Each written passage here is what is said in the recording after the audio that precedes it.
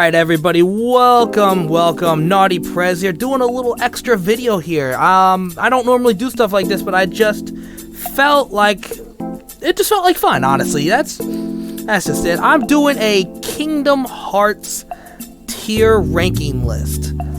If anybody here knows me on this channel, I love Kingdom Hearts. It's my favorite game series. I got a Kingdom Hearts tattoo right on the back of my neck here. I love Kingdom Hearts. I've played every single game. I know the story. I'm not going to explain the story in this video, but, you know. Well, anyways, let's just jump into the tier list. It's not going to be a long video, but hey, that's alright. We're going to start out right here with the very first Kingdom Hearts. Obviously, this is where it all began. This is where everybody got their love for Kingdom Hearts. It was Kingdom Hearts 1. And for Kingdom Hearts 1, obviously, that goes right here, A rank. Solid A. Great game. The S rank is being reserved for just high-tier, supreme games. Kingdom Hearts 1 doesn't make that yet. It was a great game, but again, it just doesn't make the rank of S tier. Because, it was great, but the battle system a little clunky, but it was still great. But what does make the S tier rank is number 2. Kingdom Hearts 2, pinnacle of Kingdom Hearts. I've played Kingdom Hearts 2 so many times. It's ridiculous. I love that game. It is the introduction to the forms, the introduction to all the different worlds. Yeah, we did do some repeat worlds and, revisited them, but hey, they put a new twist on them. It wasn't just the same cookie cutter stuff. In my opinion, I probably have different opinions for other people, but hey, I don't care about their opinions right now. This is my video. Anyways, so we move on to Chain of Memories. That Chain of Memories came out for the 3DS, or not 3DS, why did I say that? For the Game Boy Advance and for the PS2. The PS2, I've had both versions. I actually personally like the Game Boy Advance better. Was it Game Boy Advance or Game Boy Color? I honestly don't remember. It was a old Game Boy game. But I like the handheld version a little bit better because it's the first one I played and I really connected with it. That said, the idea of the card system battle mechanic I wasn't the biggest fan of. So I'm going to bring over Chain of Memories down to about... let's put it to let's put C. I would put, about C. That's about good. And like I said, the PS2 game visually was much better, obviously, and most people prefer the PS2 game better. I do like the PS2 game. It's about equal platforms, but I relate more to the handheld version because I played it more as a kid. Now we move on to, what does it say, Recoded? Oh boy, Recoded, that's a D tier. Nobody likes that game. Yeah, it doesn't do anything to the story, really, and it's not great, honestly. It's probably one of the worst Kingdom Hearts games they've made. It's playable.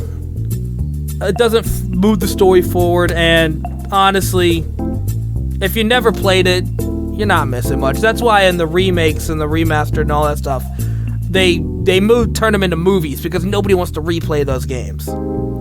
Same thing here with the whole 252 and a half days, or 58? Yeah, 258 and a half days. Again, that game, it's D tier as well. They're not great games. They're both for handhelds. I think they came out on the DS. I think one came out on the DS and maybe the other one on the... Dude, it's been a while. I just remember those games were very meh, and that's all.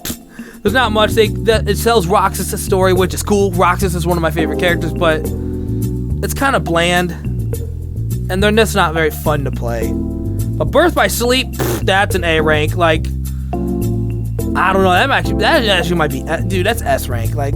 I love Birth by Sleep.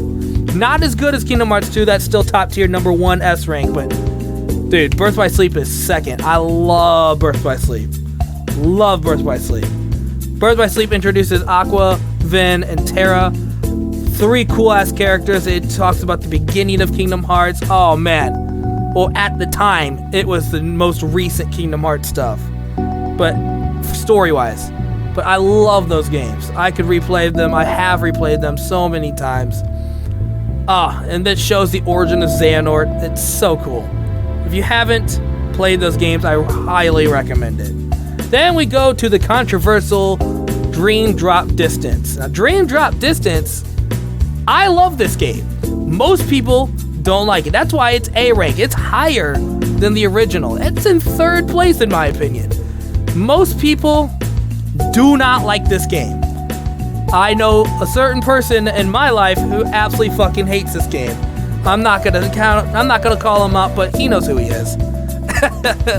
But I love this game. The introduction to the Dream Eaters and the whole visiting worlds we've never seen before, like Quasimodo's world, and the going back to our roots with the Fantasia musical. It's just so much fun, and I like the Dream Eaters. And you get to play as Riku. Anytime you can play as Riku in a game, everybody loses their fucking mind. Next is the Union back. Is that the back page? Yeah, that's the back. That's the handheld mobile version. Mobile version, that's C. C's not. It's not great. Like, it's not D tier, but it's C. It's okay. It came out 2015. I played it a little bit, and I was like, oh, it's, explaining the Keyblade War. It's alright. No, it's fine. It's fine for what it is. It's a mobile-free game. Then we got the Birth by Sleep 2.8, which was the introduction to the Kingdom Hearts 3 battle system, and I put that B tier because it's pretty fun. It explores what happens with Aqua after Aqua gets put into the darkness and stuff. It's fun. Like, it's sad, it's depressing, but it's fun. It's a cool battle system, and if you haven't played it, and I recommend it, like, don't skip it. It's about 10 hours long, not even. It's probably way shorter than that, honestly. If you want to flesh out everything, you can make it stretch. But honestly, it's fun. I enjoyed it. And we move on to the last one on this list, which is Kingdom Hearts 3. Now, Kingdom Hearts 3 is great. I'm putting it at a B tier. Kingdom Hearts 3 is fun. Little disappointing with the introduction. Like, they gave us, on the one hand, Pixar. Like, oh, yeah, introduction to Pixar. It's so cool. And then they just, took away everything Final Fantasy. And I was like, oh, okay. That sucks. It's a fun game. But don't get me wrong. It's great. But it bummed me out. It's kind of like taking, oh, you can have all this, but you can't have any of this. That part sucked.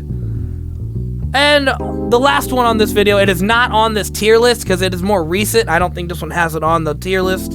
Obviously it doesn't. Is the Kingdom Hearts, the Melody game that came out. Oh, God. I tried the demo. That, if there was an F tier, that is the lowest tier I put. I can't stand that. That game is so stupid. You wanted me to spend $60 on a button pressing music game that could be easily ported to handheld. It doesn't even boost the story that much. I think I didn't get that far into it. I think it has something to do with the Kyrie, a little more with Kyrie. But other than that, I don't care. No, I tried the demo. I tried 30 minutes of it, and I was like, nope, and I turned that off, and I was never paying for that game. Anyways, that is my tier list. Thank you guys for watching, and if you like Kingdom Hearts, I'm probably gonna stream Kingdom Hearts at some point again. Maybe I'll turn it into a YouTube series, if not, or Twitch. I'm not sure yet. But hey, if you're a huge fan of Kingdom Hearts, hit that like and subscribe while you're here. And hey, come check out the rest of my stuff. It's great. So thank you guys again, and we'll see you on the next episode. See you later. Bye.